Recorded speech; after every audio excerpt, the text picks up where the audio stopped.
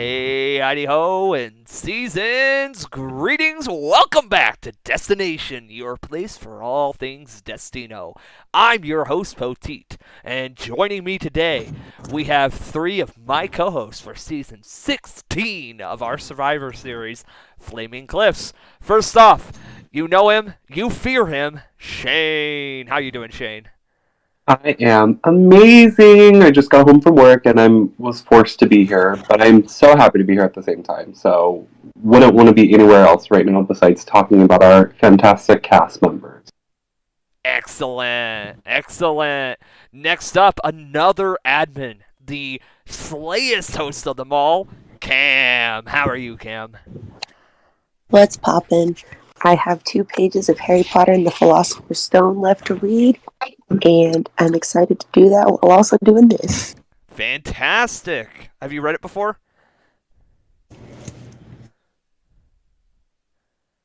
Awesome. Wait, did you say something? Wait, say what you said again. I literally put it down. Have you read it before? Yes. Oh, nice, nice. Classic. Good book. Of Good course. book choice. I Yeah. love Harry Potter. Oh yeah. Oh yeah. It's It's a the goodie. special Ravenclaw edition and everything. So it's The blue. Ravenclaw So it's edition. blue with the blue binding and the blue. So I'm guessing you are a Mhm. Ravenclaw, huh? No. You are not a Ravenclaw. Yes. You are a Ravenclaw. I have tested it. I've tested into Ravenclaw and Hufflepuff. Fantastic. I've gotten all 4 houses every time I've done the test. You're a Slytherin. Foe! How you doing? I'm okay. Okay, Hi. welcome. Foe's Thank another you. host, by the way. Foe is the Fost. Yeah. Sounds about right. Yeah. All right. So, our season just launched. We are currently at the first official Tribal Council. So, we're going to talk a little bit about some of the preseason Official. stuff, the planning, the prep work. Then we'll jump into our cast assessment, talk a little bit about the first round, and wrap it all up. So, first off, let's talk a little bit about the planning for this season. A while back, I believe Shane and Tommy came up with the idea of doing a paleontological season, if I'm correct, right, Shane? Yeah, it was technically my idea because Tommy was like curious about. He was really just open to some new ideas, and I was like, I think like a paleontology season sounds really cool, really exciting. There's a lot of theming, a lot of twists you can probably make with it. So we just jotted it down, and I think it was technically supposed to be for our 14th or 15th season, but we just couldn't really get it working the way we wanted it to until now, and here we are. We have Flaming Cliffs. Oh, yeah. What's funny about that? Yeah. What's so Oh funny yeah. Oh, yeah. I'm sorry, that's pretty funny. So yeah, Flaming Cliffs is in a remote area of the Gobi Desert in Mongolia. Most famous for a couple of major finds, including the first ever finding of intact dinosaur eggs, as well as the Velociraptor, Protoceratops, Oviraptor. Some excellent candidates. It just really stood out as a location that like had strong dinosaur theming, but was still a little out there and unique. You know, you got that strong sort of desert theming, a little hints of Mongolia in there, a little flavor. So, really cool location, and just a shout out, of course, to Flair for the amazing work on the graphics that you can all see in this stream. Really good job with that logo.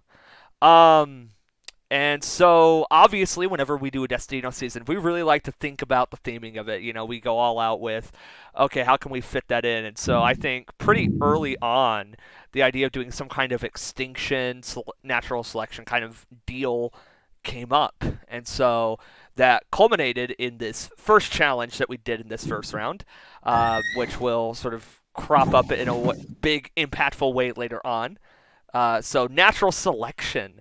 And we have, in essence, the Outcast twist, the Tamag, as we call it.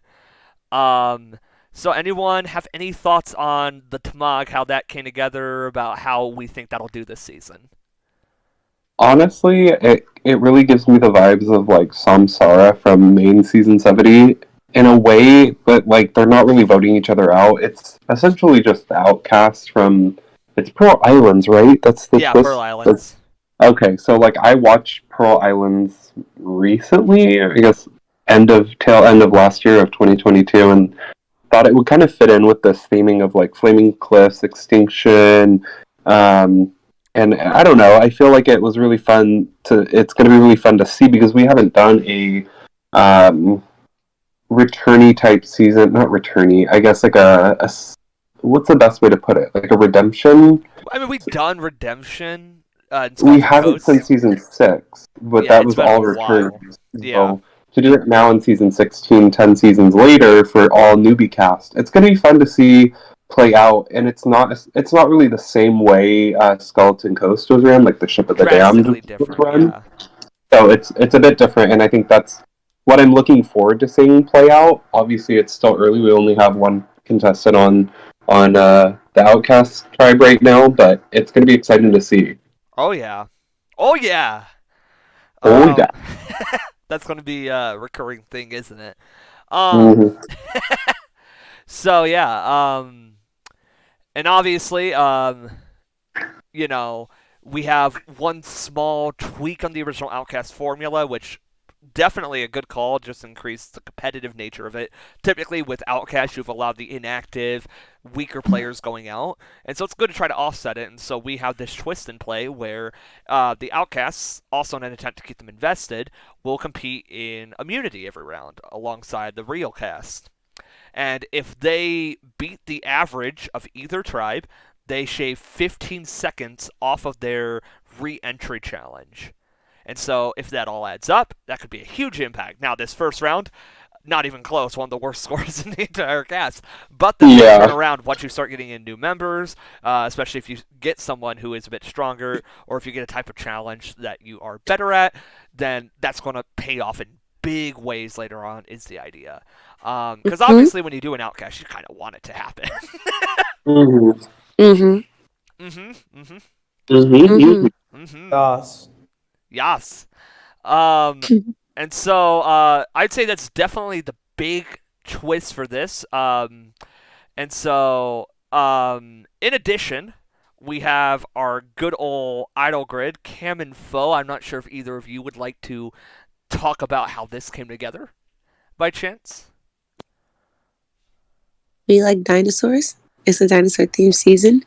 Paleontology, all about digging and finding stuff, finding out where it goes, what it does. So they dig up stuff, find out where it goes and what it does. Yeah. Except instead of making I don't instead think of there's making not a, massive good- skeletons that end up in the Smithsonian, they make different advantages and idols and whatnot. Slay. Hell yeah. No, I think that like a big part of it was also that we wanted like a big social element, and I think that that's like pretty clearly already happening. Yeah. Like there, so much of this like hunt is socially motivated, like in a way that I've tried to get other like idle grid slash hunts to be before and have frankly failed at doing. So it's pretty cool just to see like immediately people are recognizing that this is like something that we are pushing collaboration towards, because there's not really much of a way to get anything otherwise. Another good shout out that our cast is actually very socially active. It's rare you get a cast that's so like across the board online, right? I wouldn't say we really have any inactives. You know, we have some quieter people, but nobody who's like not there. And Yeah, that's very nice to everybody's see. been active. Oh yeah, because like every season you get that one person. I don't think anybody going is going to be someone who like wasn't putting in any amount of effort at the very least. Everybody's trying, and so it's nice to see. Yeah. And so, trying to think if there's anything else twist-wise that we really have coming up. No, I mean it's a relatively like Simple. simple twistless season in a way, but Yeah. I mean, obviously, it's a big one, but yeah. Do we yeah, want we to talk wanted it to about be a like, little laid back. the first challenge and what happened there? Or should we save that till the end? we'd say that when we're really diving into round one, probably, but we have some fun ideas. Actually, I do want to discuss one more thing. We have those advantages that we mentioned, and so the planning for those was actually kind of funny, but I just want to give a shout out to the pterosaur. So we have Oh, yeah, 5 for real. different fossils that you can find. Each one contributes together to form an advantage. So you can have a challenge advantage from the Protoceratops. You can have a light pearl from the Oviraptor. You have an extra vote from the Velociraptor. An idol from the Panachosaurus. And the funny one is the safety without power you get from the pterosaur. This was Cam's invention, and we found a way to make it work. Fly out of tribal, baby. Fly out a tribe. I can't wait to use that GIF. That GIF is going to be fantastic to I'm use. so excited. Like, you're just going to see everyone Oh my God. erupt. Literally, like, I'm sitting here grinning like the Cheshire Cat just talking about it. I'm so excited. This is another cast shout out, but I'm also like really happy that no one's just turned around and gone, "This is dumb," about like a hunt, because that's No, they always said about happened. everything other than the hunt. Yeah, that's fair. But like still, Everyone thinks the hunt is cute, and I love that for us. yeah, Oh, they yeah. didn't like the other big twist thing, but work. Oh, yeah. So, yeah. In that case, I think we are good to move on into our cast reveal or assessment or whatever you want to call it. So we're going Oh to yeah. go alphabetically here. And we're going to begin with the only person on here to be a Destino alum. We're, of course, talking about Antonio. So Antonio first played on Challenge Genesis, one of our 3 rookie players in that series. And Antonio was very engaging over there. I remember Tommy and I were hosting that, and Antonio was really a standout in those first few rounds. Very socially skilled, really fit in with the cast, just wasn't the strongest in the specific challenge that eliminated, but really was a shining star. And so when Antonio applied, I was all over casting him. And so far, he is shaping up to be one of the power players this season. He's reminding me a lot of like Nick from Serengeti, I think, so far. Very strong social strategic position, but not like so far ahead of the tribe. Really like trying to pace himself. And I think down the road, Antonio's going to be a deadly player. And I think a lot of people are really going to want him gone, like in that mid-late merge, when it becomes very clear that there's like a clear path where Antonio can win. But very impressive start from Antonio. I feel like I'm going to be saying that at some sense about a lot of people, but Antonio, I think, really is kind of the glue of, I don't know how to pronounce it, but Magia. I'm going to go with Magia for the tribe. I think Antonio is like the whole backbone of that tribe, and I think down the road we're going to see some really nice gameplay from Antonio. Looking forward to seeing him evolve over the course of the season. What are your thoughts on Antonio? For me, Antonio gives me the vibes that he definitely is going to be one of the main people this season to play hard. And I think just given the amount of, I wouldn't say amount, given that there's alliances already forming within the Maji, how do you say the name? Maji I'm tribe? going with Maja. I'm not. Maja I'm tribe? going to Google it super quick while you talk. Why is there a baby crying? What? You guys hear that, right? No. No? Shane, you good? Shane's losing it. Y'all, I swear to God, I hear a baby crying. And only from my phone. What the fuck? in your Anyways. walls. Is that your cats? No, my cats are literally one's laying on my lap right now, and the other just walked away. And she was like, "What the fuck was that noise?" Anyways, let me get back into Antonio. Antonio is definitely going to be one of the main people this season to play hard and be someone that people need to look out for, given that he's already in 2 alliances that have formed on his tribe. I think he's in The a 2 really- alliances. the 2 alliances. He's The- going to be in a really good spot because people look at him as someone who's socially well connected and clicks well with people. He's not overbearing in any way, so he definitely attracts people towards him. And I think there's one main alliance that's probably going to run the show for a while on this tribe, but it's definitely it's going to be interesting to see how he how he manages to maneuver the game if he's caught up in too many alliances for being too well liked. We'll see how it works out. Speaking think on the it- fact that wait, oh sorry, go ahead. No, you're good. Speaking on the fact that there's only 2 alliances formed on the Magda tribe and that he's in both of them, I'm shocked that there hasn't been more made yet by other people. But even Antonio himself kind of said that he was doing a lot. But I'm excited to see what happens when he dials that down a little bit and really, instead of just trying to talk to everybody everywhere all at once, like really gets to know the people that he wants to genuinely play with. Because he seems like a really nice person, like Shane was saying. I'm excited to see where that goes. To be fair, one of those alliances is quite literally a substrate of the other alliance. Like, it's literally 3 people in the Yeah. other alliance. So Yeah. I wouldn't say it's stretching themselves too thin. It's the group chat that forms from the original group chat. That's always a pretty strong kind of group chat. But I don't know. I just think Antonio's super happy. I feel like that's kind of an underrated like social strategy, just to be like happy in general. Like he just seems like a very positive, like to like go get it kind of person, at least in the game. And I feel like especially early on, like that can take you very, very far socially. I mean, maybe it's a little obvious, but just like being happy, being excited to be there, like being happy to connect with people is really, really strong. Like it's so obvious, but at the same time, like it works very well. And I think that he's going to do well.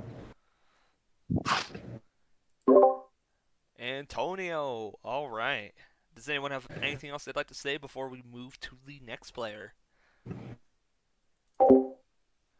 All right, let's jump on to the next member of the, I'm going to call it the Maja tribe, based off of the closest pronunciation I could find, because I couldn't find one actually on it. So Maja. We have Austin. So Austin, a little bit on the other end of the table so far. While Antonio is very well situated socially, Austin is at risk of becoming the first player voted out of the season. I think there's just sort of a social disconnect. Especially, I think Austin just has a little bit of insecurity so far in this game. And there are players sort of taking an effort to try to keep Austin around right now, namely Gavin really, I think, comes across trying to make that effort. But overall, I think Austin is still very much at risk, and it's going to take some decent social work in order to pull himself back into the good graces and establish a real presence on this tribe.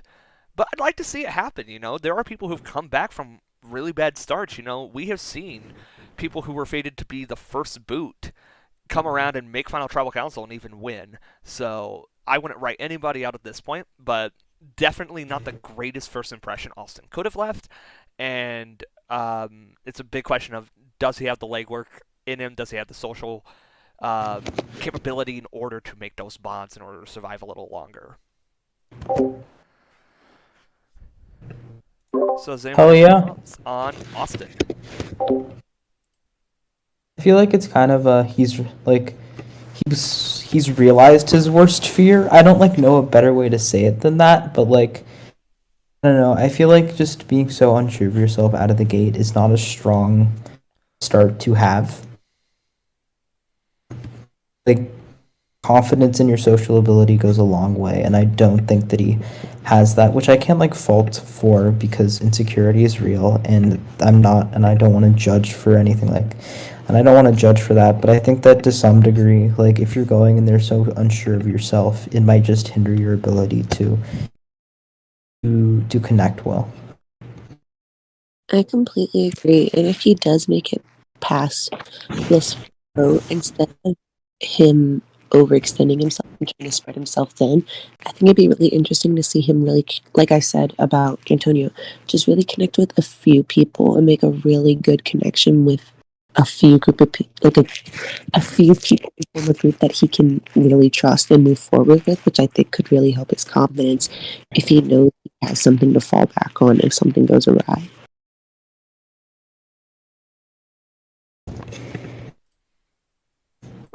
Oh yeah, Shane, do you have any thoughts on Austin by chance? I'll take that as a no for the time being. I think Shane might have stepped away.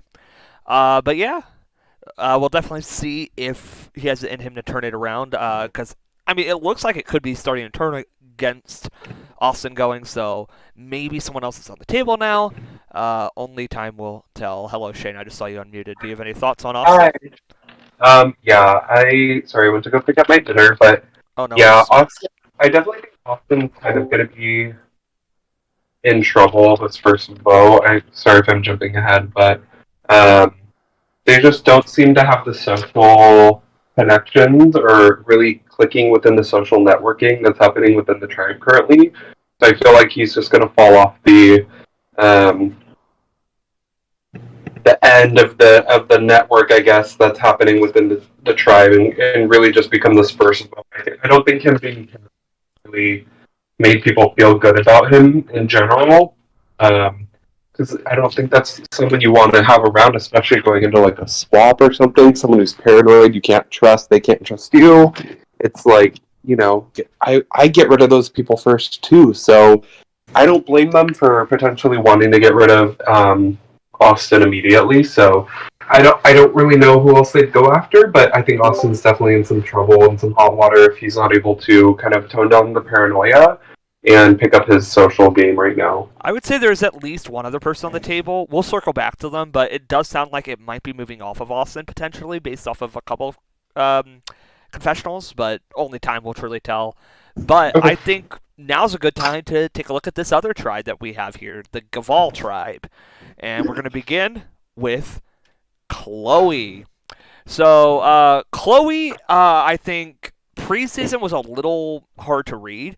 I think like in Chloe's app, it said something along the lines of like I'm very hard to get along with or something, and it was just like the question of is that true or are you able to express yourself past that? And I think Chloe's been a little bit on the quieter side of the Gaval tribe, but I don't see her necessarily being like the obvious elimination. It's hard to tell with Gaval. I don't think we've really had the same conversations that, say, Maja has had. But, yeah, I think Chloe, not like a huge standout in terms of social connection so far, definitely has her work cut out for her at the moment. But I don't think she's necessarily hated either. It's just a question of how much effort can Chloe really afford to put in. Because I think so far she seems to have like a decent social capabilities. It's just a question of does she have the social awareness to employ those. So what are your all thoughts on Chloe?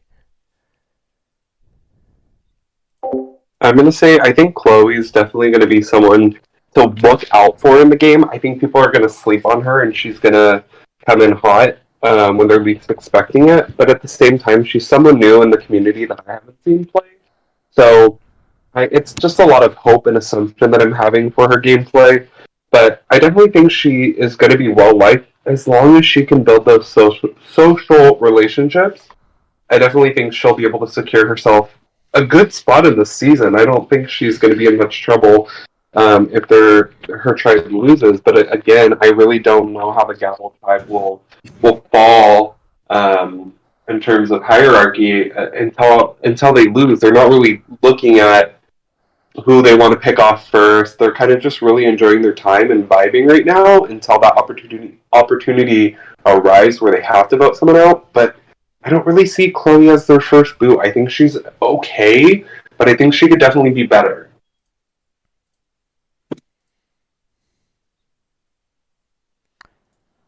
All right. Cam or Foe, either of you have any thoughts on Chloe?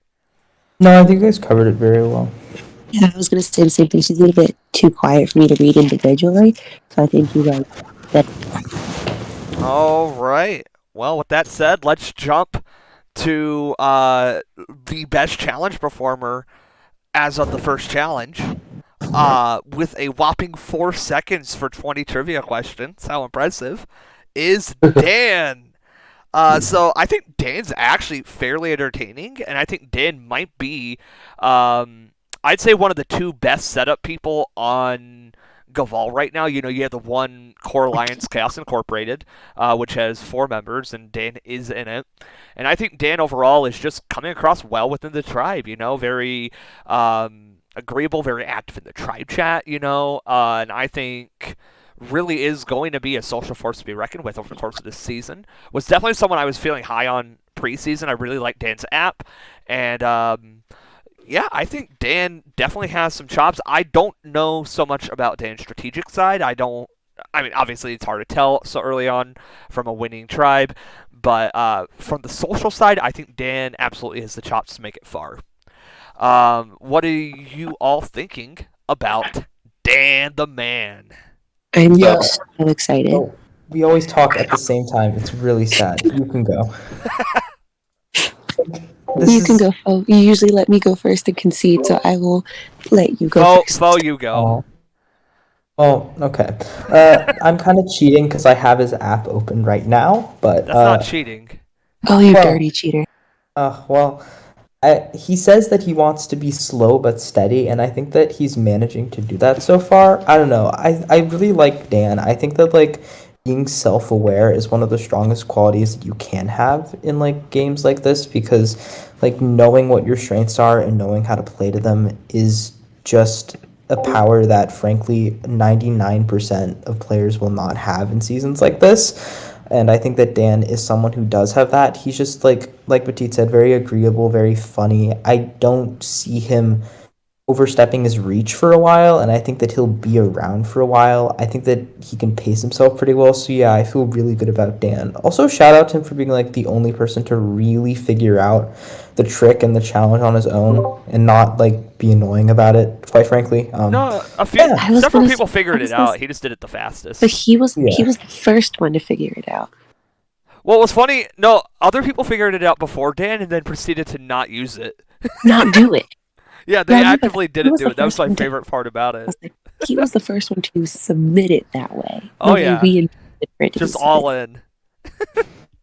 No, I feel the same way you guys do about it. I loved his app, and as Shane has heard me rant about many a time, I despise reading applications. And so I actually thoroughly enjoyed reading the 2 questions on his app that I read. And so I'm actually really excited to watch him play, and he's been living up to the hype that he put on himself in his application so far. Like I said, loved him the second he was the first person to actually submit the challenge the way we intended for that challenge to be submitted. And I think he's very intelligent, and some of that intelligence does come in the way of emotional challenges, being self-aware, like Petit said.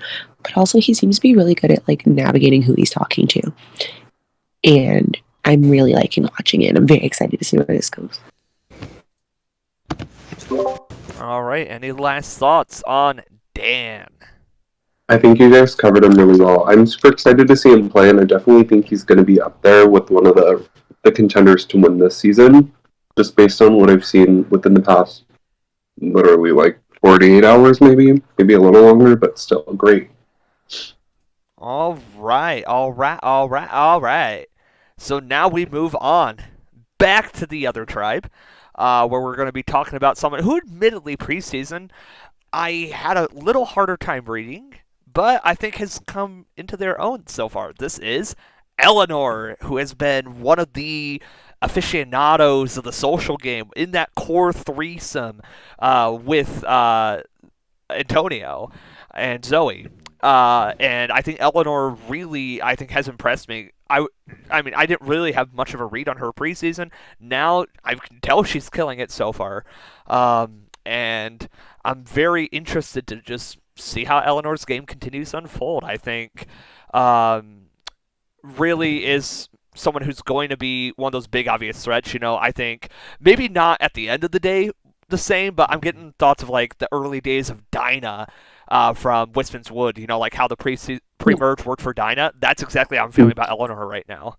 And I'm curious to see, can she kind of live up to that level of hype? Can she meet that kind of intense, strong gameplay? Because I think Eleanor, so far, seems to fit that bill.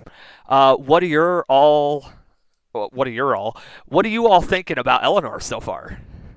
I think that I went first last time. Okay, I'm gonna carry on with that. I think that the Dinah comparison is interesting because I think that what made Dinah like able to go so far was that there was a level of restraint in how she like acted in the early days.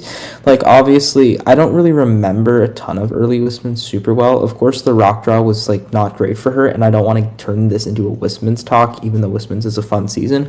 But I think that like Eleanor is just very out there. Like I think that she's just very, very, very social, and I think that that's not a bad thing early on. But don't.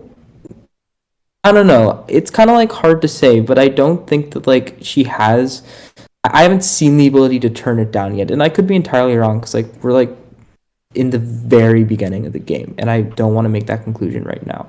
But I think that she's going to be a strong social player, and that was not meant to be a rag on her. But I found the Dinah comparison very interesting, and that was my opinion on that. So yeah, I hell would say yeah. Dinah really was very socially active early on. I think there's sort of conflation right now of like the strong social players. I feel like you guys think they're doing a little too much, and I personally disagree with that. I don't think there's anybody who's doing too much yet, is what I'd I personally say. disagree, but we'll get to them later.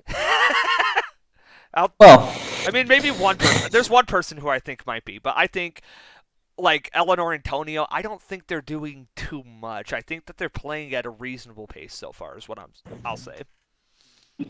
So I'll say that I honestly would actually compare Eleanor to Wims from the Serengeti, whereas Wims was like sociable, not this huge strategic threat at the start of the game, but well enough liked by people and was in the right alliances at the right times. I feel like that's Eleanor right now, and I could really see Eleanor creeping up on the end game and people sleeping on her. I know I said this with Chloe, but Eleanor gives me better vibes in terms of like she'll grasp the game at towards the end and run with it and take the win home if she can do it. She just has to execute it properly. I completely agree with Shane. Like, as we can currently see, Eleanor seems to be in cahoots with the right people right now. And so if she can stay that way, like Shane is saying, which it seems with the way her social game is going, she absolutely can, then I can definitely see her being one of those people that if you don't take them out soon enough, it's going to be too late and you can't. All I think right. also based wait one more quick thing. Based on what I've seen from Eleanor, I've only seen her play in indie, and I believe she was super loyal. So if she sticks with her alliance the whole entire game, she's with two solid players, and I could see them running the game for real. And between the three of them, she may be overlooked, which may be beneficial for her in the end. And I think the two people she's with are both loyal players on top of that. Yeah. So if that's the trend with Eleanor, then definitely a possibility. All right. Well, Foe just hopped out, so we'll see Foe back shortly, I'm sure. But we will move on to the next player, and this is the other player that I fear may be our first boot, if not Austin, and that is Fleur. So, Fleur, I think, just hasn't bonded well enough with the tribe, and I think if you look through her confessional right now, she sort of gave off this air of not wanting to have personal conversations, instead just wanting strategic conversations, and everyone else is trying to play that social game.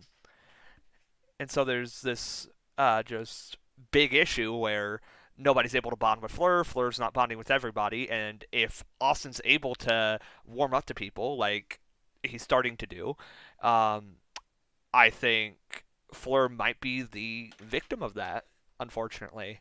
And I think the VL will be very upset with that.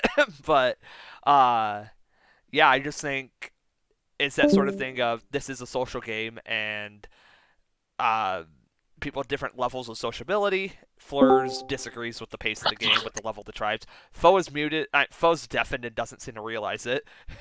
There we go. Welcome back. Hi. Did you My forget you were bad. deafened? No. Oh, okay. I thought you did because you hung up, came back in, and waited a minute. All right. Oh, We're talking about Fleur now, if anyone has any thoughts. Sorry, I just got a work email. I will be stepping off for 2 minutes. You are fine. Cam, Fo, either of you have any immediate thoughts? Not really.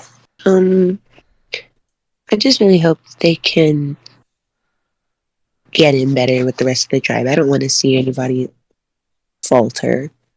And so I just want them to really, warm up to everybody. Interesting, interesting. What do you think, Fo? What do you think?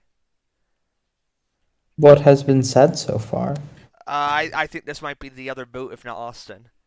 I don't think Flo's Oh, fitting in with the tribe because there's like a sort of a social disconnect from what I've gotten. There's not really conversations being had with other players because Fleur doesn't enjoy those personal conversations as much, and everyone else is like all over those right now. I think Fleur would rather yeah, just go to game and strategy right away, and nobody that's else fair. wants to do that. This has become like a little stereotype in my head, almost as like hosting, but like people who promise that they'll be like big characters and then like Or I don't know right. I don't know a kind way to say this, but like flame out immediately or like don't really turn up if that makes sense. And I don't want to pin that on anyone right now, but I don't know. I think that like their app was very like strong. I liked reading it. Obviously, we did enough to cast them, so I mean, I don't think I need to say that much. I don't like think I have a preference between them and Austin going right now. I mean, I think seeing Austin like having to deal with this would not be very fun, but I think that Fleur could become a fun character down the line, so I don't necessarily have a preference. But I feel like maybe if she gets to a point where like those personal conversations matter a lot less in terms of who stays and who goes, maybe it'll turn out better. Yeah, I just think Austin has that sort of Well, underdog nature right now, and I think Gavin's really drawn to that. And you're starting to see like Eleanor and Antonio get a little drawn to it, and so this could be where like the scales tip a little bit. What were you saying, Cam? I was just going to say, how long do we think it will take for Fleur to ramp up? Because Austin started ramping it up as soon It as could happen in the he was next on. 20 minutes. I think Fleur just needs to have like a real heart to heart and get like a quality personal connection with one of I'd say like the top 3 or 4 players in this tribe, which would be like the trio, and then maybe like maybe Gavin or Klaus. And if Fleur can do Yeah. that, that might be like a little safety net. My concern though Or is it Pennywise, or seems yeah, not it seems Austin's already gotten in the hearts of the trio. And so yes. I wonder how much time Fleur has left if they're delaying this ramp up. Yeah, because then, like, what are your options? Are you going to go against Klaus or Pat? Because I'm not sure Exactly. if that's necessarily an option. That's not going to happen. Yeah. So I was just gonna say real quick because I was a little busy, but I think a trend that I've noticed with a lot of recent seasons is that a lot of players are starting to really focus specifically on social connections, not really strategic connections, even though a lot of people say they are these strategic players. A lot of people are just saying they want to play a social game, but they really are looking for those connections with people that they feel like they can trust. Hmm. And if Floor's not able to provide that for some people, is strictly sticking to strategical types of conversations, I think that could be her downfall, like you guys were talking about. But I think Austin is also in that position of kind of frustrating people, but also rubbing some people slightly the wrong way with just how paranoid he's been. So it really depends what the other cast members want to do for this vote. I can definitely see it going either way. It's kind of like a teeter totter right now, just kind of weighing up the pros and cons between the two. So we'll see. Just to jump back to what you just said there, I think that's just been kind of a trend in orgs across the board in these past, like, last 2 years. I'd say, really just since COVID. Before COVID, it very much was you could have um, 10, 15-minute conversations with someone and be permanent allies because you would just swear up trust. And while you had social bonds with people, they weren't as strong and deep as they are now. Um, and so that's definitely been a massive transformation in orgs. If you compare like the level of social detail that you have to put into an org now compared to like the early days of Destino or a lot of these other major syndicated orgs now, like it is really, really just so much more of an investment now than it's ever been. This feels like an amazing segue into the next person. It kind of is, yeah. Going into our next player, probably preseason, the player I was most hyped for just because it's the player I know best. It is Gavin. I have played so many orgs with Gavin. I've hosted Gavin. I'm pretty sure I've been hosted by Gavin a few times. Gavin is so much fun to watch, in my opinion, especially now. Like, Gavin really is the quintessential old school player in this cast. You know, and it's something that you never really thought you would see in the org format just because it's sort of always kept at the level of the show. But honestly, you really do have an evolution in orgs from when Gavin was the big brand name player. And now Gavin is old news. You know, he's played a lot of the old games, and He's like a dinosaur. I'm sorry, I had to say that. he is the dinosaur of the series, yes. But, like, I'm not even sure the last org Gavin's played. It's probably been a little while ago, at least within the wiki community. So, definitely like a large transformation has happened, and Gavin has actually been really fun to watch so far because it's this constant commentary. He's a great narrator for just what the transformation in orgs has been, and I think he had a rough first day or two, and he's starting to improve, and he's starting to learn and adapt, and it's really nice to see his sort of growth. You know, he probably didn't think this would be a new challenge for him. He probably thought, you know, it's just going to be another orc experience, and it really does seem like Gavin is having this wow, orgs have changed, I need to shape up moment, and I'm loving it so far, and I hope Gavin continues to do that because it is so far probably the most unique and intriguing storyline of the season, and I want to see that develop. And so I hope Gavin can find like a long place in this tribe, and continue to just sort of have this developing arc unfold. What are your thoughts on Gavin, everyone? I'm excited to watch Gavin. I'm just a little nervous. I think you kind of touched on it, but he's newer to Discord orgs, and I'm just hoping he can keep up with the momentum because it goes quick. I think that's always shocking for older org players, so I'm really hoping he'll be able to keep up. But based on what I've seen so far, I think he'll be okay.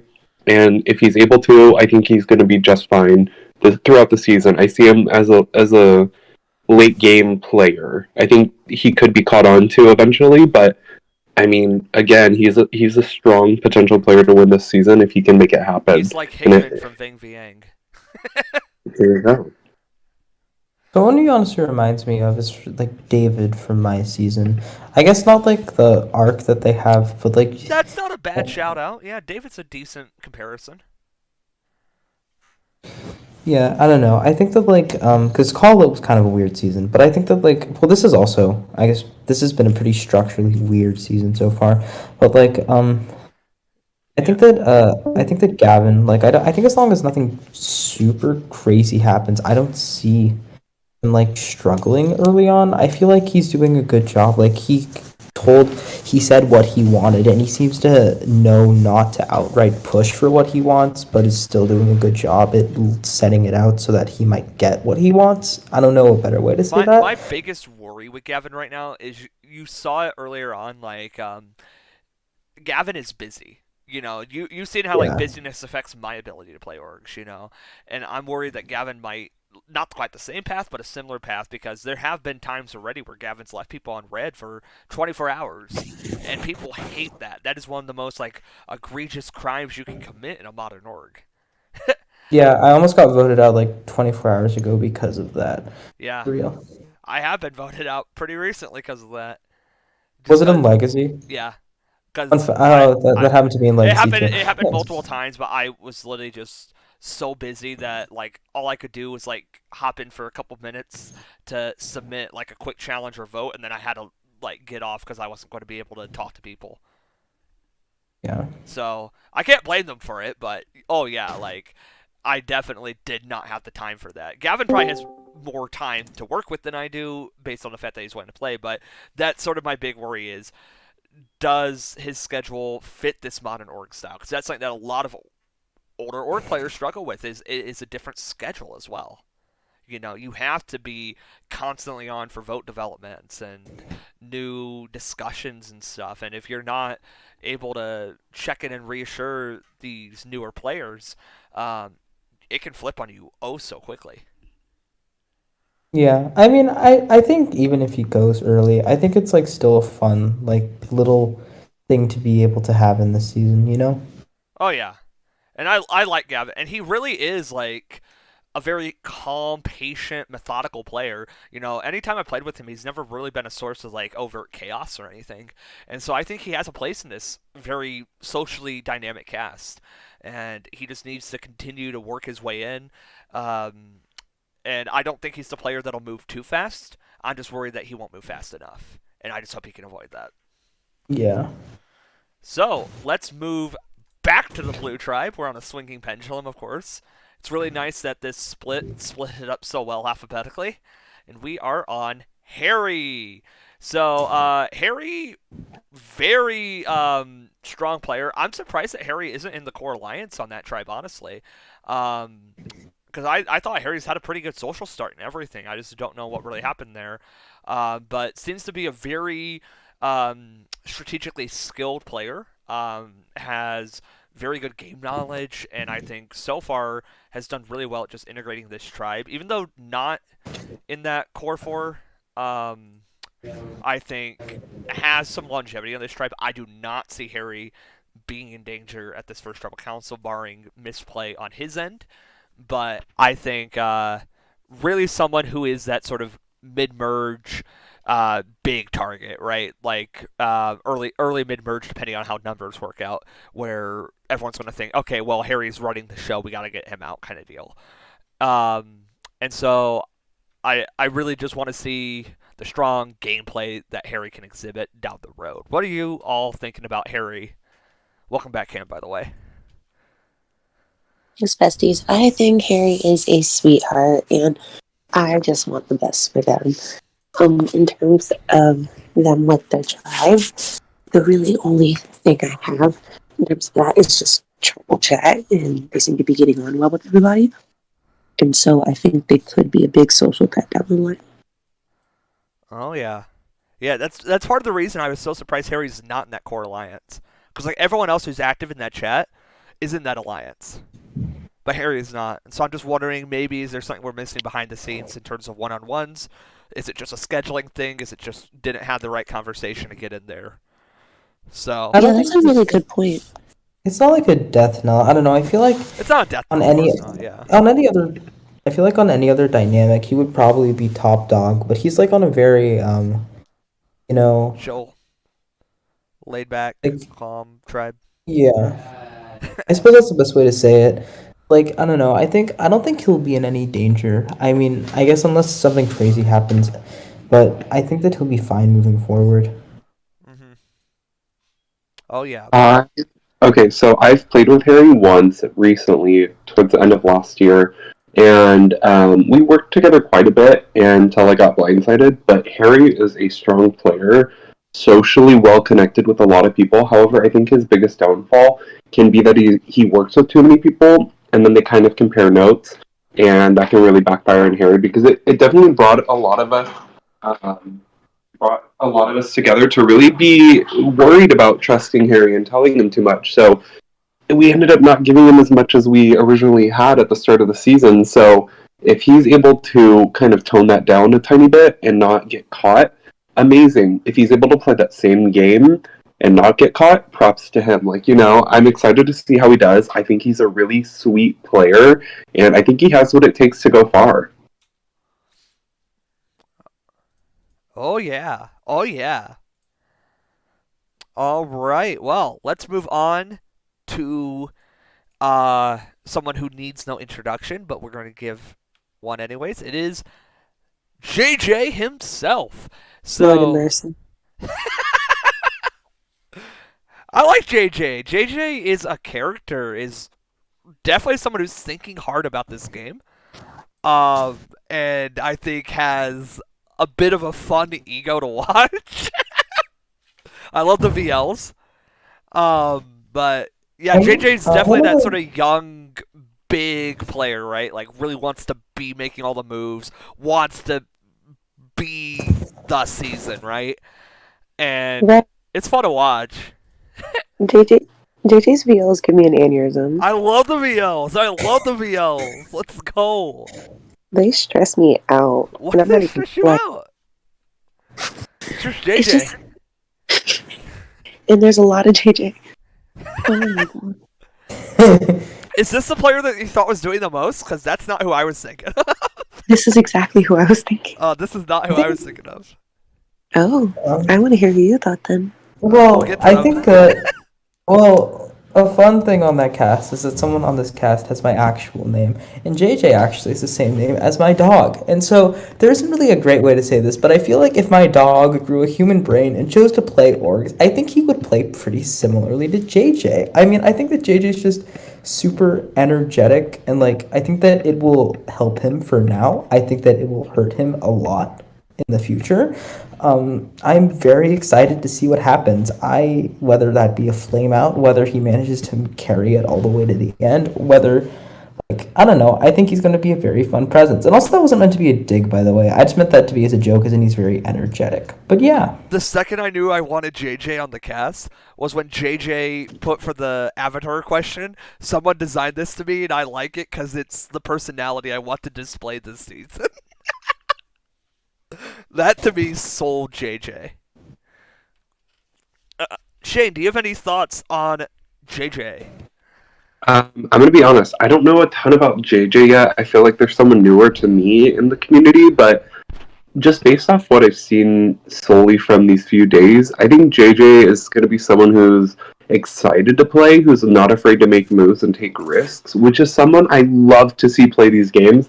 So I have a lot of excitement built up to watch him play, and I think just going into the season, watching him already create the first alliance within the Gavel tribe, it's going to be really cool to see him play the game. If he's going to be this little chaotic, mischievous player who's running around forming different alliances, it kind of like, if that's the vibe that he's going to give, it gives me almost Alex W vibes. I just don't see it quite yet, but it could get there. JJ, the next Alex W.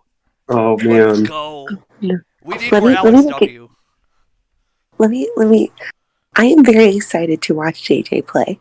He stresses me out, even though I'm not even playing. I am stressed for him. JJ would be my number one if I was playing, probably. JJ would be the number one person I try to get out if I was playing, but I mean that in the nicest way possible. Like, What does that JJ mean? Like, I want. JJ just stresses me out. this may be even before Shane's time, but I remember, like, were you here for, like, the big Epic Mafia entry into the community, Shane? Not really. Okay, well, this won't make sense to any of you, but maybe some of the old schooler people watching this will understand what I mean. But JJ reminds me of, like, the young Epic Mafia kids coming over.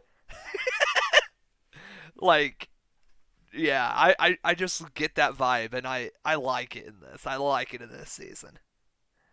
My one question about JJ is, like, is his ego solely contained to his VLs? If the answer is yes, then I think he can go very far. If the answer is no, then I think he'll flame out. I think the ego is. I don't think the big move-itis is. Yeah, I think that's where my disconnect with him is. It's like, is what he's presenting to the VL contained solely to the VL in his confessionals, or is it when everyone else is seeing Yeah, you? I don't think he's half as cocky, except in a joking manner with players. But I think he's going to probably within the first few tribals he goes to, he'll want to do something in order to build a resume or to do it just to do it or something. And I'm worried that'll haunt him. I hope it doesn't, but I'm worried it will. I don't think maybe short-sighted is a better word to say. I mean, he only has one eye. It's true. That is very true. Next, we're moving on to someone who's glasses. So That's true.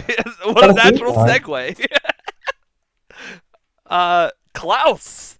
So Klaus is not someone I was that familiar with, and I think definitely is probably one of the people who's best grasped the idol hunt so far. But has been a little bit on the quieter side, in my opinion. But I think you're going to see Klaus really... Because, like, one of the most underrated things you can do with grids, and I think every player should do this when they get a grid, is keep track of it. And Klaus is one of the few people doing that. um, and so I'm just curious where Klaus really lies. It's kind of hard for me to get a read on him thus far. But I think he definitely has potential. He had a lot of information in his interview, I remember. Really Yeah. broke down season by season. So I did kind of get like a little bit of a game body strategic neurotic. Uh-oh. Cheat, I think your Cheat. mic died. My mic Yeah. did just die. My headphones broke for a second, but we are back. I get a game body neurotic vibe from him, and I'm not sure if that is how he is or if that's just the nature of the application. Maybe Shane or Fo might be able to comment on a bit more with your experience. Yeah, I think you saying that they're on the like more quieter side is so funny to me because I know that he's probably playing that right now, but we're also Fo and I are also hosting them in Manitoba, season 67 on Maine, season 66 on Maine. Sorry, and Okay. let me just tell 76. you, 76. Oh my God, my Wow. brain died. Anyway, Right there. I know. Anyways, he honestly was the most chaotic player preseason coming into Manitoba and has fully flipped it around 180. And I think after honestly being on a tribe or a camp with Courtney has totally changed how they play the game. They're a lot more laid back. They are kind of taking in info and kind of evaluating that and assessing the game as they move through it. And I think that's really helping them out this season on Destino. Like, I know we just started a couple days ago, but I think watching his gameplay go from Manitoba, from the start of Manitoba to the start of Destino is a full 180. And I'm excited to see the differences that come out of the games that he's playing. So I am excited to see how Klaus does. I just don't know how well that they'll do overall, if they're going to be able to really fit in fully, because I think their name is also coming up at this first tribal. So we'll see. Yeah, I mean, maybe me and Shin are the only ones who are like excited about this double aspect because like you guys obviously do not have access to a lot of the Manitoba stuff. But I think that like and Shane already said this, but like the sheer 180 that Klaus had between like preseason, like I don't know, we had a running joke in the host chat where we all muted his confessional because he was just talking and talking and talking and talking, and it, like, and not that that's a bad thing. He was just a lot. He was super energetic. Like he basically went from JJ to Gavin in the span of 2 in-game days. Like I think that's how I would say that. After meeting Courtney, and maybe that speaks more to Courtney as a player, and Courtney's not playing this season, so I'm not going to get into that. But yeah, I don't know. I think that maybe a lot of his attention, like going into a more meta level, is also on Main right now, just because of the fact that he might be more invested in that season as of right now. That's just a small assumption I have, but I think that if he like gets his head in it here, I don't see him having an issue. Although maybe he's already lost too much ground and he gets targeted, yada. But you know, whatever. I think it's possible he gets targeted, but I think there's just a lot of steps that to happen for him to be the victim of the first tribal. Second tribal, absolutely, but right now I don't think so. Cam, do you have any thoughts? Nah, you guys said everything that I was thinking. You were Klaus thinking about just the Manitoba hosting experience? nay, no. I just kind of value has been pretty quiet, but also not like too quiet where it's to a fault. Yep. All right. Oh yeah.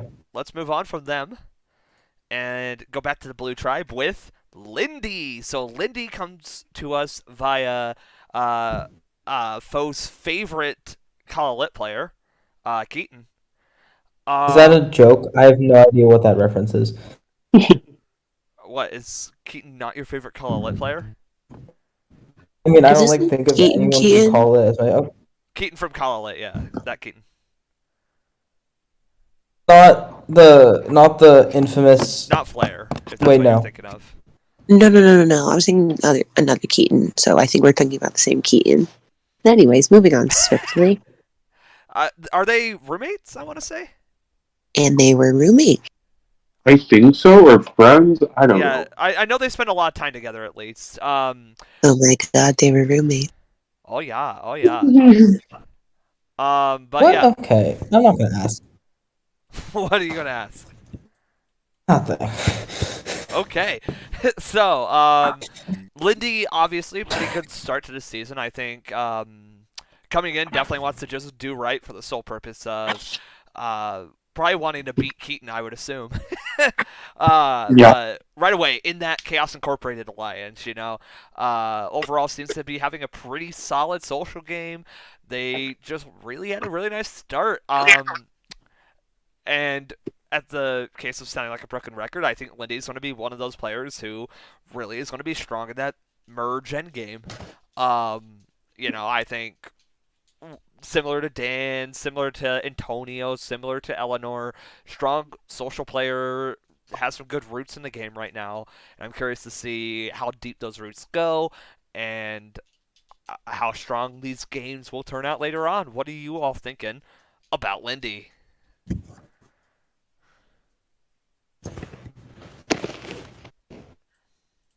Agree. Wait, what? I thought Fo was gonna go. I Anyway, think Fo went. I think sorry. Fo went. Okay, I'll go. I was waiting for Fo. Okay, so for Lindy, I'm really excited to see them play this season. I think my only worry is that I think they're one of the older cast members on the cast, but at the same time, looking at it, a lot of the cast is kind of around that age too. Like there's a couple other 27, 28-year-olds. There's a couple, there's a 30-year-old, there's 26, 25, so 24. So I think she'll be fine in terms of age range. I think that's what I was nervous about looking at it, but no, that's not really a concern. Excuse me. But I think based on the connections that she's currently making, they're going to be okay.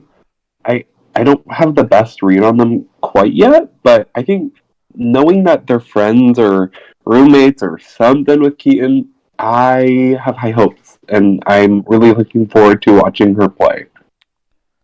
I'm excited for it to be revealed that Keaton's just playing a sock account, and we have to ban Keaton from the wiki. That's right, my Keaton, gosh. we're on to you. Wee-oo, wee-oo. All right, any last thoughts on Lindy before we move on to Fo's favorite player? I feel like I've been saying the same thing over and over and over. Yeah. This group just seems like a really This group just seems like a really a well done socially group, and Lindy falls right into that category. Just doing really well socially. They have themselves situated. Yeah. That good. Oh yeah. Oh yeah. Oh, yeah. Fo, did you have any actual thoughts or no? No, I did not. Okay. Well then, let's move on to. I hope you all like the Fury Road because it's Madman Maximus. I have a lot of thoughts on Max. Yo, so first off, I want to say something kind of unrelated to the game, but who was here for cast reveal? Me. Did you see Ellie's reaction to Maximus? Oh yeah, I saw it all. I saw how much I think that's the most I've ever seen a Destino viewing lounge blow up before. Oh yeah, what happened? Fury Logic cast reveal was so fun to watch. Every person was getting talked about, but Ellie was let's just say Maximus was a bit of a thirst trap. Oh god. Ellie publicly also thirst over Keaton and Pondy and call it though. Yes, but it was really funny because Ellie was like, "What's Maximus's age? I don't want to thirst over Maximus till I know the age." Just because the Mangatar was shirtless, mind you. Just because the Mangatar. No, it was his profile picture. He was shirtless. That's true. Can I go But the first on Mangatar is what Maximus? set it off. Can I go first on Maximus? You Yeah, can. go. Okay. How I would sum this up is Maximus plays exactly like his Mangatar looks. That is how I would say this. I don't know a better way to say that. Can you elaborate on that, please? I don't feel he's fully like this yet, but I want him to play like Aaron from Solas. Oh, I that want him would to be play like so that. That would be awesome. so fun. That would be fun. I just want him to be No, the total like dude bro jock guy. That's what I want from Maximus. That's all I want. The thing is, Aaron was like a total like goofball. Like he was not taking things seriously. Do you think Maximus is? Yeah, Yes. I do. I I will say Maximus is shocking me. Like, I was not getting the vibes that he would be the way he is. He's like a total sweetheart. He's very down to earth. He's from Hawaii, which I think is so cool, too. That's all that said Shane's that. interested in. Hawaii. Anyways, y'all make fun of me.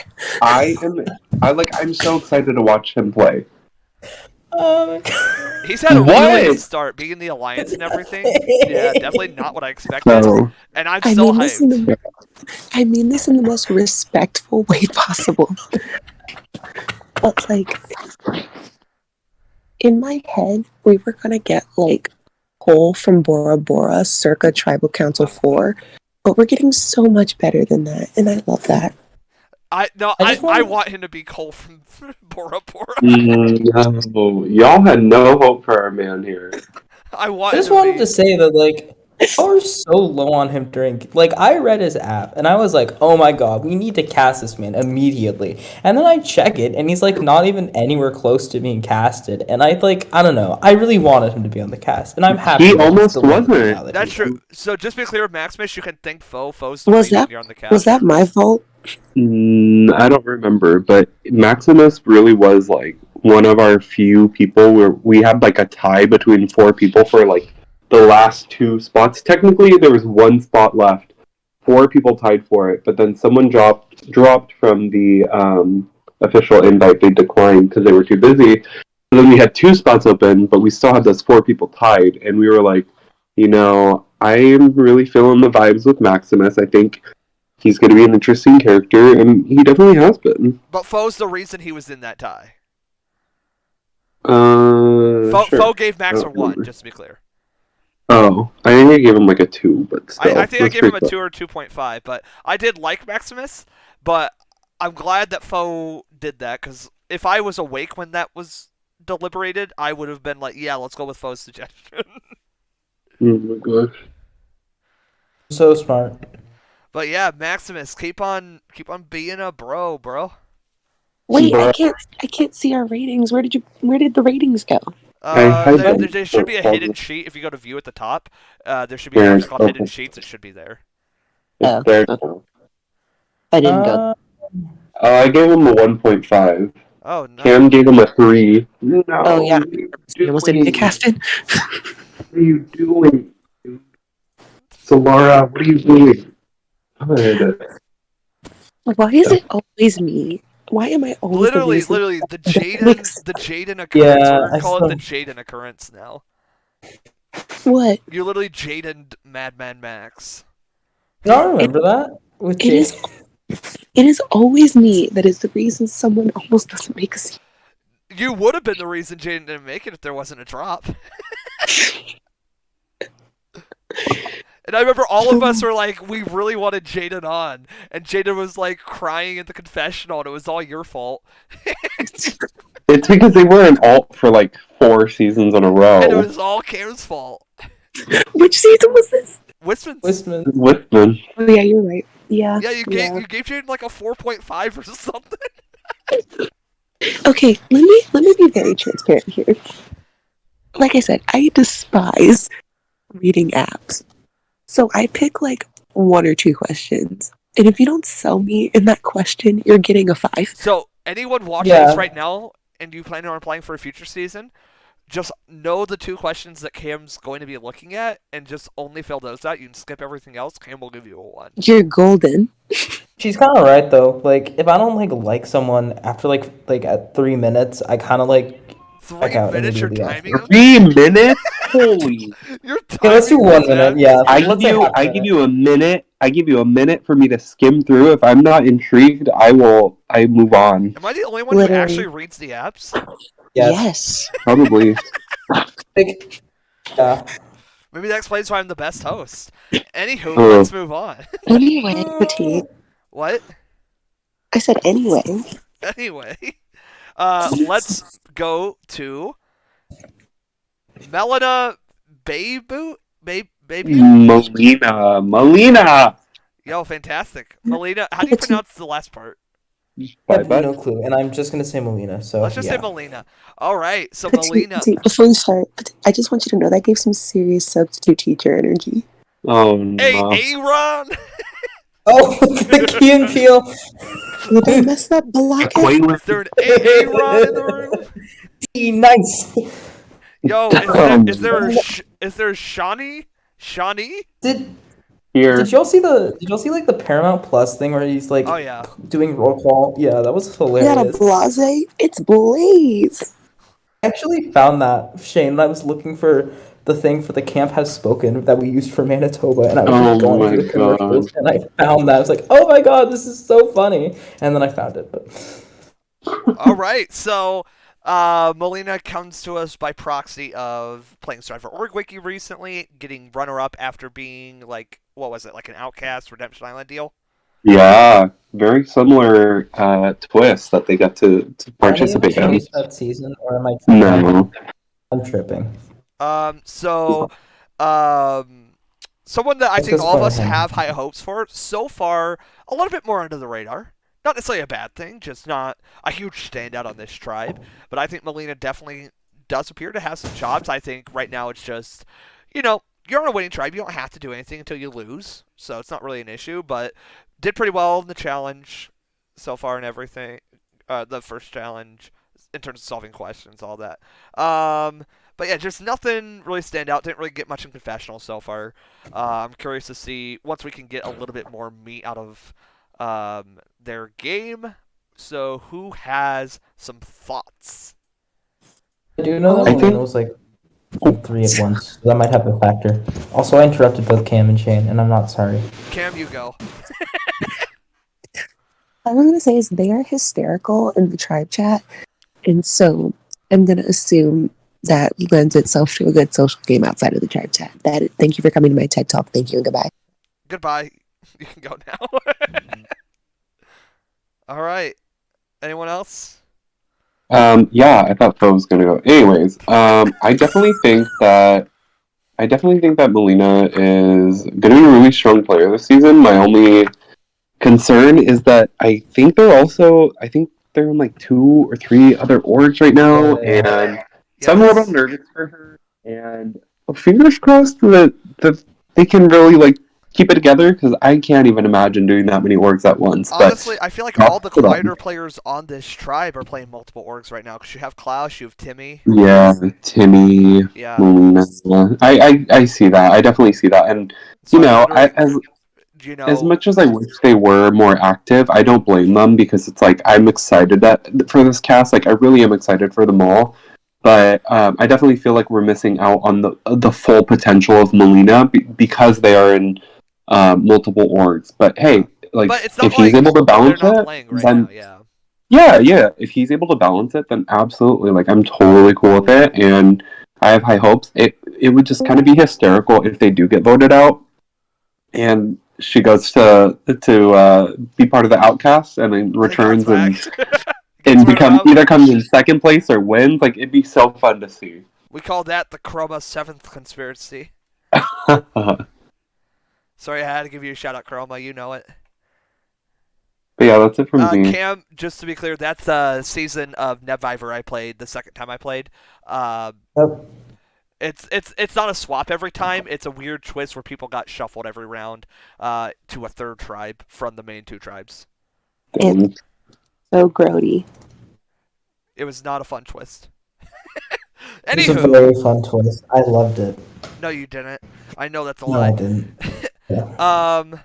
But yeah, hopefully we get to see a bit more. Obviously, just splitting attention and all that. But I'm sure once this tribe loses, all these players are going to be able to come out of the woodwork and show us the true skill in their game. But let's move on to Pat. So Pat has played like a couple of big name orgs, right? Played Chromas or Travel orgs, right? Is that what it is? Yeah, they just played. I think it was Travelorg, if I'm not mistaken. Because I know the Mogatari was the same as Zephyrs, and so I was like, huh, they know each other, and that was Yes, about they it. do know each other. So yeah, Pat seems like a pretty chill player. Um, so far, one of those players that, like, alongside, like, Melina, Timmy, etc., sort of this tribe's version of them in my eyes, nothing standout, but nothing bad either. Probably gets along well enough with people, does a decent level of talking. Didn't seem super active in the tribe chat, but I haven't seen anything that suggests that he's not active, so I'm going to assume that Pat's in a pretty decent spot with this tribe. What are you all thinking about Pat?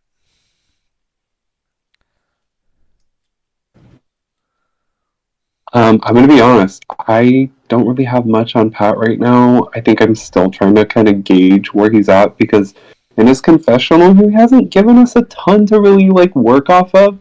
But his application was really good. I actually reached out to Pat to apply, and he did, and here he is. So I'm looking forward to seeing more from him. I think it's a little too early for him right now to really be showing a ton. I guess I wouldn't say it's too early because there have been plenty of players who have shown a ton already, but maybe he's just building up into shining, becoming this bigger player. But currently, I don't have a lot to say about Pat, but I'm excited. Like I say, for a lot of these people, I guess I'll say I'm interested to see I'm not the excited. type of. Anyways, I'm interested to see the type of player that Pat becomes this season.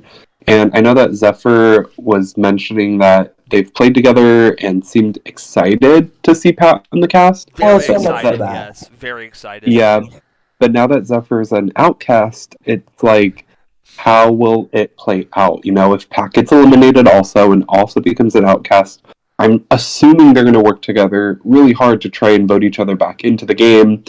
But we'll see what happens. Again, we'll see what happens with Pat. Oh, yeah. Fo?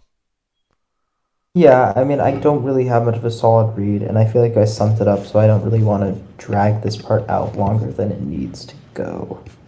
Yeah, there's definitely potential. I just want to get some of Pat's thoughts on the game. A lot of these players that it's harder to get a read on that we think might be mid-tier is really because, one, they're not in an alliance, and two, we don't have any of their confessionals, like, apparent. And so it's hard to really see, like, do they have any real standing in the game? And so it's not that they don't, it's just we have no idea. So let's move on to another big player. This is Pennywiser. So Pennywiser's had a rather tumultuous start, in my opinion. A lot of ups, a couple of downs. There's definitely been some people that are a little on edge around Pennywiser, and I think sort of it's just the prospect of he is very active and very communicative that I think is really ensuring his safety compared to players that are not so active or not so easy to get along with. But I think Pennywiser definitely could find himself in some hot water down the road, depending on how the bonds continue to go. Because, like, I'd say the core three all have, like, a little bit of an off-ish read with Pennywiser at times, and it's just how much does that first impression really stick to them in the long run, right? Because if it's going to be something that Pennywiser can shed, probably can find a pretty good spot for the rest of the game. But if that sticks, I think Pennywiser could be the second, third boot from this tribe, depending on how aggressive this group is willing to go. Though, then again, the alliance that it's in is rather loyal, so I don't imagine they'd go out of their way to flip on him without provocation, but you never know. You never really know. What are your thoughts on Pennywiser?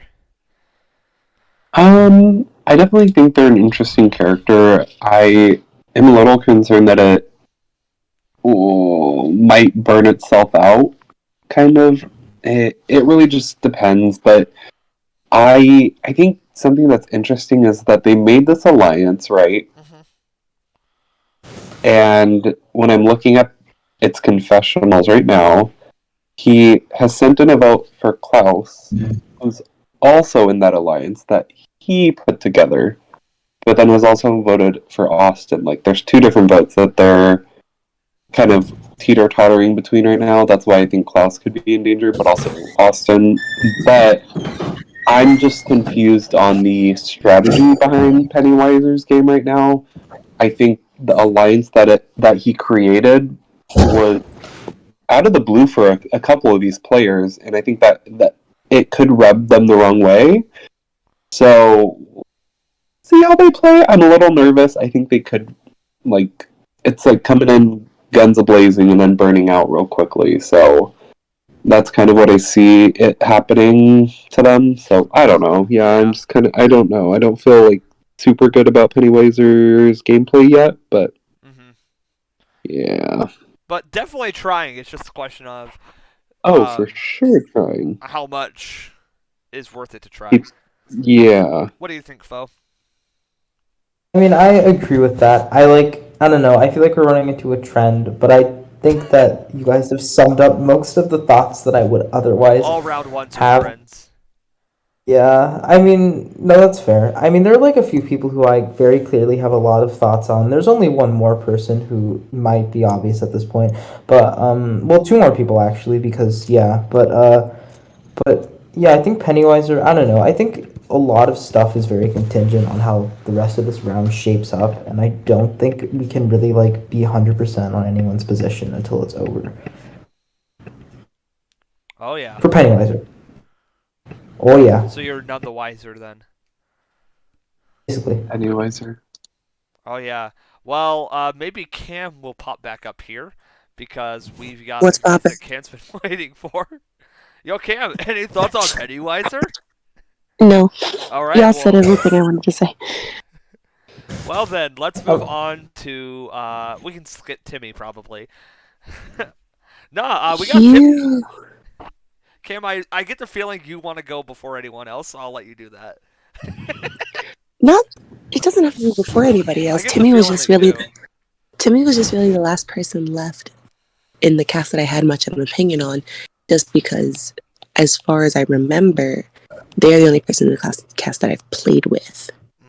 And when I played with Timmy's a very nice person, but if I do recall correctly, they had the tendency to be wishy-washy, and that irritated a lot of people when we played. And so I'm hoping that they don't bring that same energy into this, because I do want to see Timmy do well. Like I said, I love Timmy. Timmy's very sweet. I just don't want them to bring that wishy-washy energy that I recall them bringing into this game. That's fair. I mean, I think right now Timmy's not in a position to be wishy-washy. No, not at all. I think Timmy's having, Timmy himself has said, he's had a real hard time connecting with people. Mm-hmm. He just doesn't get his tribe, I think. Because he did have some really good bonds. They're all on Maja. Yeah. So, what to do, right? They just bad luck with the draw. I think another thing, Timmy is an experienced enough orc player to know at least the basics, you'd think. So, at the very least, probably is going to be able to worm his way into the bare minimum. Probably not to any real alliance on this tribe. I'm still not getting the vibe that Timmy's going to be, in the social corner in this group. But will probably be able to save himself from being the first out, I think. And par for par, this tribe's probably the stronger tribe of the two. So, yes. I think Gaval can continue winning. I mean, you could even see complete decimation between the two tribes for the time being. That wouldn't even be a surprise, I don't think. So, I'd give pretty good odds that Timmy will be able to survive until swap point. And at that point, reconnects with some of the older folks that he identified well with, or worked really well with at the beginning, and can forge a new path in this game for himself. But I think until then, his hands are a little bit tied, unfortunately. Especially because he is splitting some attention with other orgs. So hopefully, it won't be an issue. Anyone have any thoughts on Timmy? I do. I think... Okay. Classic. I'm gonna go first this time again, Fo. Yeah, take Okay. that, Fo. So, I think Timmy's a really strong player socially. They're really able to connect themselves with a lot of different people, and I think that's kind of what Cam was bringing up, that they're wishy-washy. It's like those players who can connect with everyone but don't know how to solidify the people that they're going to work with. And if you can't do that and you can't choose a side, you're going to hurt both sides, and that hurts your game in the long run. So he is going to have to settle with a group that he wants to work with for the game. If you're going to flip-flop and be wishy-washy like Cam was mentioning, it doesn't always work. And so you have to be very subtle with how you do it without rubbing people the wrong way. If Timmy's going to play that same way, he just needs to be able to figure out how to not hurt people in that process. So if he plays that way, I mean, I'm going to love it. I'm going to be excited. It's always fun to see people jump from alliance to alliance, but it might not be his best gameplay. That is exactly how he played in, I believe it was it Bang Bang that I played It with was him? Vang Vang. Shane? Yeah. Yes. Yes, that is exactly how he played in Bang Bang, and that is exactly why he lost. In Bang Bang. Mhm. Yes, because people were so upset with how wishy-washy he was, how he kept flipping. Like everyone had the same sentiment. Like, to me, is a very sweet person, very easy to develop a connection with, but that's also the problem. And so when people were cross-referencing stories, kind of like you mentioned earlier about somebody else, they were realizing things coming from Timmy didn't always match because of the wishy-washiness. And so I want to see him play the way he does, but play it well. So, Came off so much meaner than I anticipated it coming off. That is what I meant. Like, I want to see him play that sort of game. I wanted to play, but not badly this time. I want to see Timmy play that floater game that he clearly knows how to do. Just do it in such a way where he's not I hurting think people. he set up pretty well to play a floater version of a game here. You know, you're coming into a swap potentially where you have a couple of stringent bonds with your tribe and a couple of old bonds that you're going to renew from the other tribe. You're going to be caught between two focal alliances. Your side trying to stay together, the enemy side trying to recruit you. Could honestly work out here. Honestly, to go for something like that, you know, connecting with like Zoe again, and then having, you know, some in with, say, Lindy or something here. That could pan out really well for Timmy's floater style in the long run. But only time will tell. Let's move on, shall we? Mm-hmm. Let's go to computer. Zachary! So, they are another quiet player so far. But we've seen good flashes of personality every time they do pop up. And I think he really could be a good character, but I'm not getting a strategic vibe at the moment. So it'll take some time. You know, we really just need to get a vote in Gaval to really be able to develop a lot of these players and characters a bit further. But I think definitely more personality than play, I think, so far. And it's a question of, is that how Zachary competes? Because there's absolutely nothing wrong with that.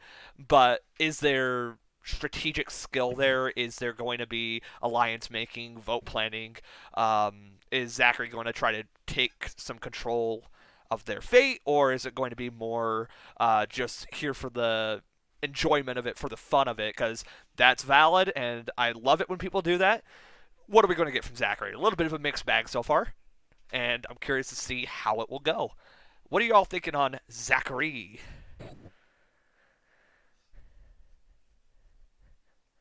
Anybody? Don't all go at once. Oh my goodness. So for me, Zachary strikes me as somebody that's going to be more of an under the radar player. I don't necessarily see them being a key player throughout the season simply because they haven't given a ton lately. And it's also my first time watching her play, so we'll see what happens. But if he's able to navigate the game carefully, form the right bonds, and be at the right place at the right time, maybe it'll work out for them. But I don't really necessarily know exactly what's going to happen with Zachary, and it's just kind of like they're one of those people I don't have the best read on yet, and so I'm just kind of saying basic, generic things realistically. Yeah. No, no, I'm not gonna say that. But yeah, I agree with that. Ha ha ha. Ha ha ha ha ha ha ha ha. Why is I my mean, I feel phone kind of ringing bad here? because I have so much to say about the next two people, and I've had nothing to say for the past like 4. So yeah. Cam, do you have Let's. any thoughts on Zachary? No, not really. Nothing negative. Nothing like outstanding either. If that makes sense. Like they're just quiet. Can't get a good beat on them yet. I think there's something negative to say about this next person. Oh. And it's how sad it is that they left so soon. And that is Zephyr. Oh, Zephyr. So, definitely a very interesting person to leave first, because I think this is one of the most hyped up players from the VL. You know, like. I'm so upset. And, like, just think about how They different lost it to your is. idea. Think about how different it is, because Zephyr actually would have had a pretty fast time on the challenge. Pennywiser gets out, and so you see some lower shifting in the bracket probably. And so you'll see quite different tribes just form from that. You know, like half and half kind of difference. And so you could see a very different season playing out so far if Zephyr did that command. And so definitely someone who I think maybe not the best challenge player. You already saw this with the first immunity here.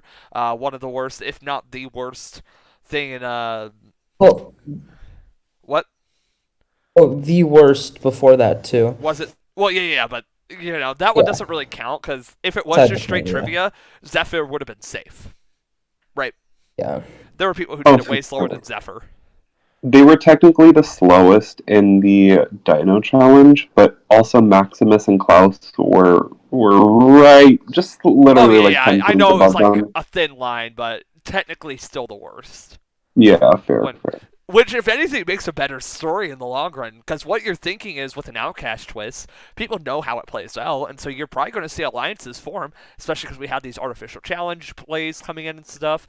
So whoever goes there, Zephyr being probably a more social player than a physical one, you're going to see an attempt at, like, hey, maybe we can vote each other back in kind of deal, and see how that works in the long run. That could be pretty interesting to watch unfold is, can Zephyr come in just off of social play, damn the challenges? Yeah, I kind of like I think that hope so. I kind of see it. I kind of see it. Like me and Cam played with Zephyr in Zephyr's first game, and I cannot speak to how Zephyr has evolved since then, but Zephyr did extremely, extremely, extremely well, and got taken out by I want to call it a bogus vote, but like one that Was was bogus. yeah. Not a bogus Yeah. vote, just bogus. Yeah, basically. Well, I mean, it was kind of my fault to be TBHers, just like Both of Cam's our vote. vote outs were your fault.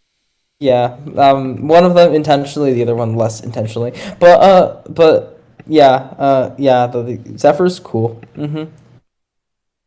See, I love Zephyr with my whole heart, and I was so excited when I found out that they had applied, and to see them snatched away from me just like that breaks my little heart. But knowing how phenomenal of a social and strategic player that is, and knowing how much that compensates for their physical game, the lack thereof, I think the outcast twist honestly could really play to their strengths. Because once they get somebody else on that island that is good at challenges, then all they really have to worry about is making the connections with everyone that comes on, which I know they can do. Yeah. So I don't want to get my hopes up because like you never know, but I definitely see the potential of Zephyr getting voted back into the game, permitted they're able to do that. Could you imagine the Yeah. VL reaction if Zephyr Oh, comes the back? VL would go wild. Like, the VL knows there's a twist. They don't know the details, but they know there's a twist. They have to. They can tell something's up, so. Which is why I'm going to work to continue to troll the VL and continue to hide it. I'm going to update placements and stuff to once we get our first official vote out. Just to That's because continue to confuse them. that they're not going to believe it until placements come out. Wait, that's what I meant to do, guys. Okay, should I I start was that gonna right wait now? until the first vote out happened, just so like at the end of the episode kind of deal.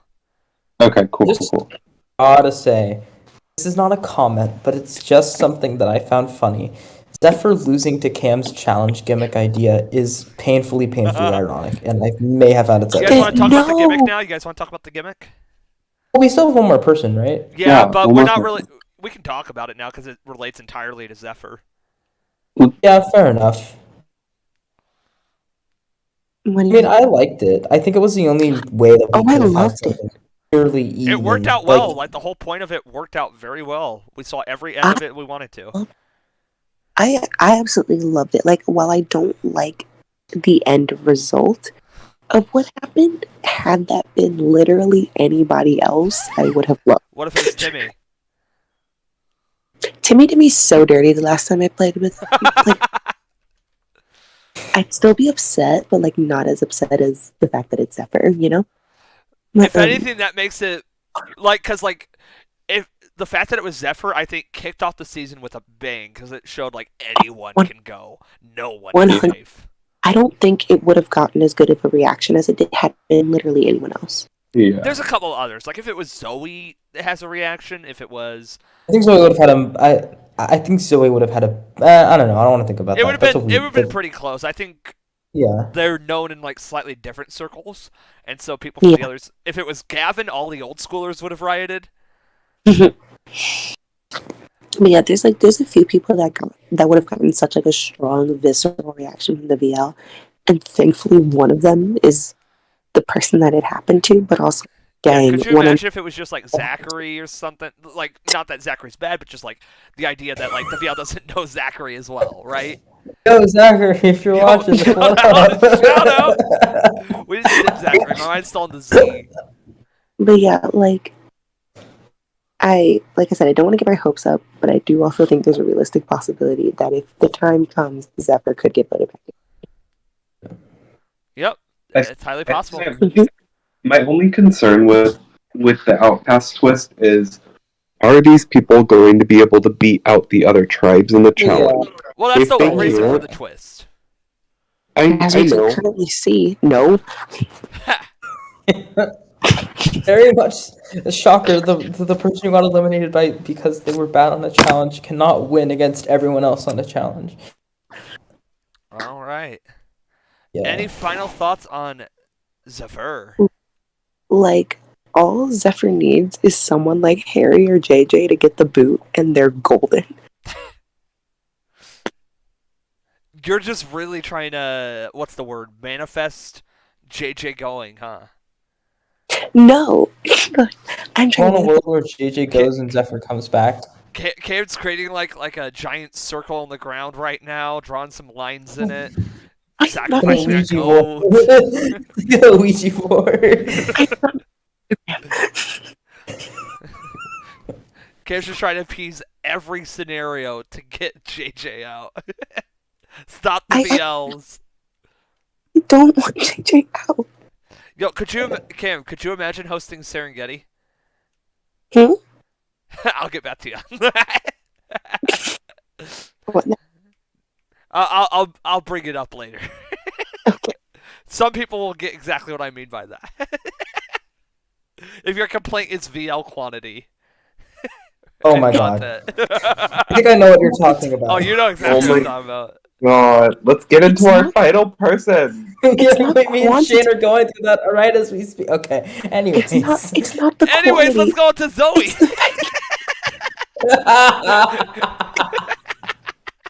This is so unhinged. Oh my god. What was that for? This is nothing. Wait, what'd you say? Oh, I just said it's so unhinged. What's unhinged? We are. Okay. Well, Zoe, I've had the pleasure of hosting in Solas Nacientes. Very, very skilled player. Was our player of the season that season, actually. Someone who gets along well with people, has very good strategic mindset, decent physicality. I think Zoe is going to be an absolute force to be reckoned with this season. Once again, we're bouncing back to the likes of Antonio and Eleanor, one of the three core fixtures of this Maja tribe. I think Zoe is going to hold a position of prominence throughout this pre-merge. In the merge, we'll see Zoe wreak havoc. It's just a question of how obvious of a threat is Zoe going to become, because I think Zoe is probably going to be the most obvious, especially when you think about the fact that other players have commented on Zoe's org history, right? You know, like Klaus has already noticed that Zoe's done really well on Survivor Org Wiki and stuff. Does that kind of spread throughout the tribe, you know? A lot of people do get threatened by that kind of stuff, which is stupid, but they do. Oh, I hate that so much. The first time Foet and I ever played together, that happened to me after all. Yeah. Oh, I yeah. am saying from the perspective of a victim. I hate when that happens. Like, Yup. So I hope that doesn't happen, because it always sucks to be meted out, especially on a big org where you get one shot. You don't want that to happen to you. I hope it doesn't happen to Zoe. But I think right now that's the biggest concern of her going out early, just because I don't see any way she goes out early if not for meta or swap fuck. correct. I think even if Zoe were to get swapped on a not great tribe, they're social enough to fix their situation. Yeah, I'm with Cam on that. Like, Zoe's one of the only people who...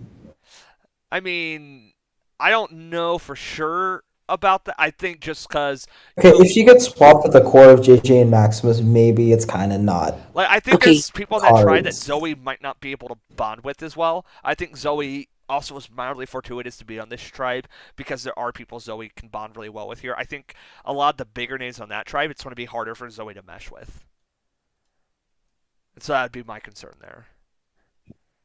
Fair. I'm always fair.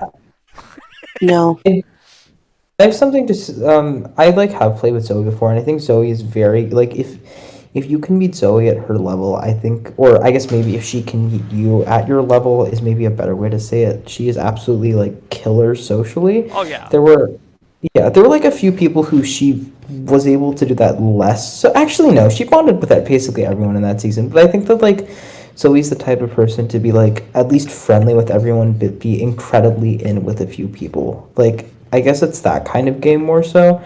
And I think that she should. I mean, like I agree with what Petit said. I don't see any like way that she goes early, barring like meta wacky idol shenanigans or swap fuck. And Yo, someone gets Terror Sword out of the tribal council and leaves her out the Yeah. tribe. another one of Cam's twist killing her face. Every single thing that Cam plans this season's gonna kill someone she wants. Classic. No. No.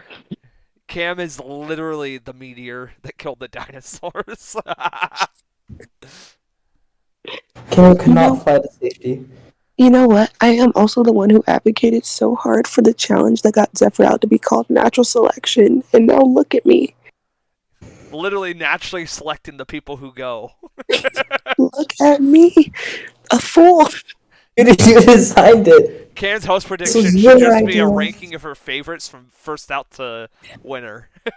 JJ wins! JJ wins! JJ's not my least JJ winner! JJ is not my least favorite. Hang on, I have to put in funny moments that you hate JJ.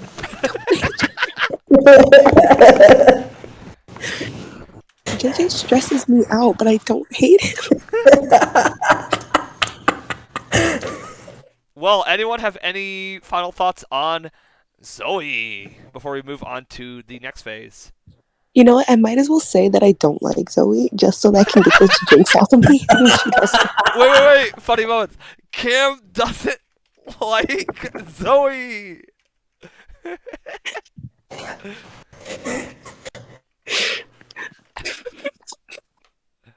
Cam, you've done this to yourself. Oh no. All right, any final thoughts on Zoe before we jump on? I'll take that as a no. So, now let's just take a look at round one. We can just discuss anything that happened. So, here's our pretty tribes. We got Gaval and Maja. And then we have Tamag here, and I forgot to change the emblem on that. Whoops. Oh well. I don't care too much. So, anyone have anything else they just want to say about round one? We kind of bounced in and out of it during this phase, but do you have anything else you'd like to say about how this round went while we're here? The art is very cool, Yo, thanks. I try. of course. I hope someone can fly out of tribal. For real, for real. So no one has any extra thoughts. Nah, fam. All right, then I have a couple of prediction questions for everyone. Okay. So I want everyone to pick a single answer. You can explain it if you want. You don't have to because we kind of have justified it already. First off, with the Maja tribe, they are going to Tribal Council. Who is the first person voted out and joining Zephyr Flare. in the Tamag? Flare. Flare. Flare. Flare. Yes, Flare. Flare.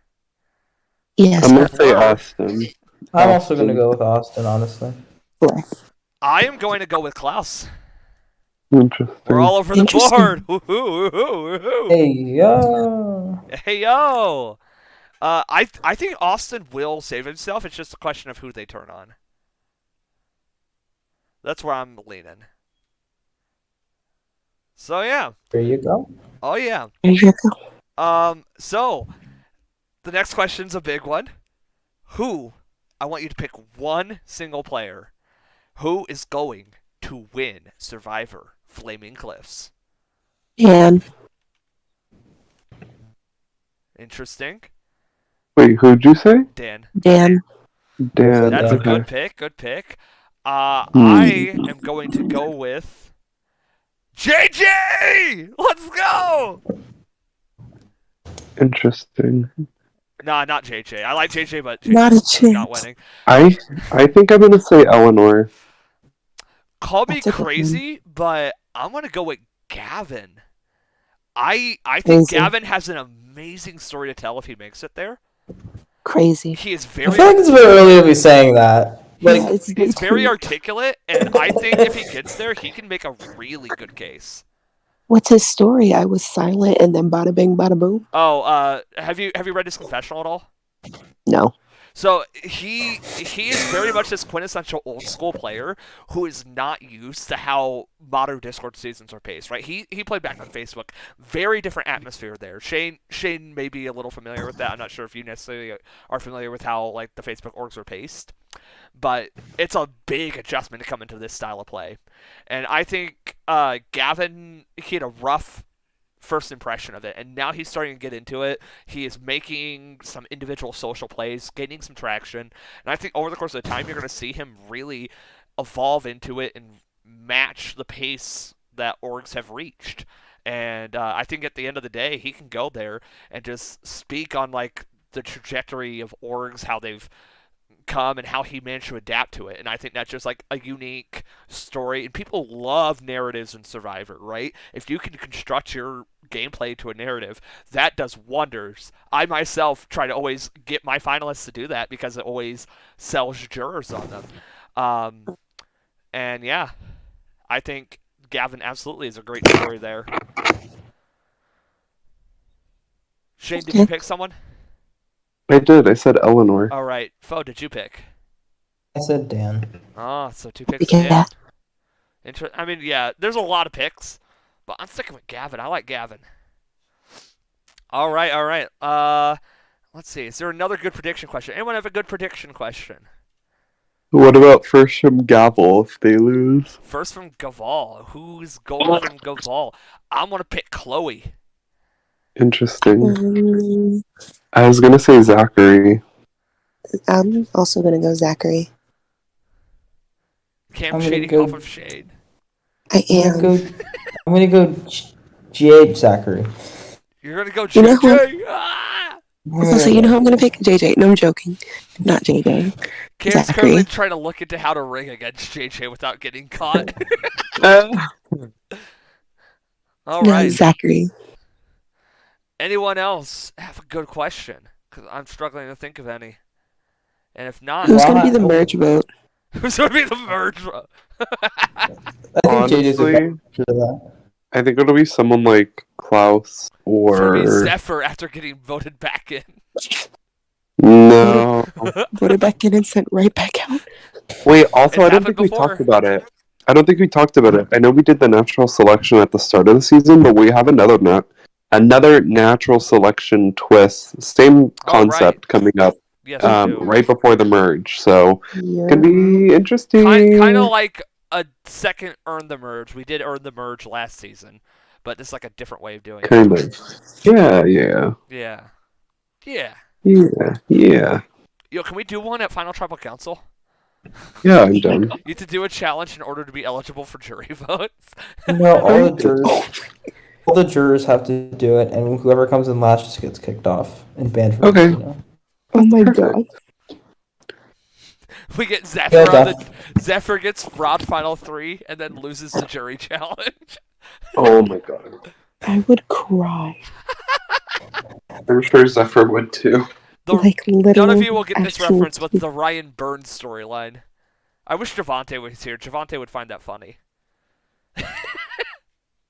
Like actual tears would be shed if I fought that hard.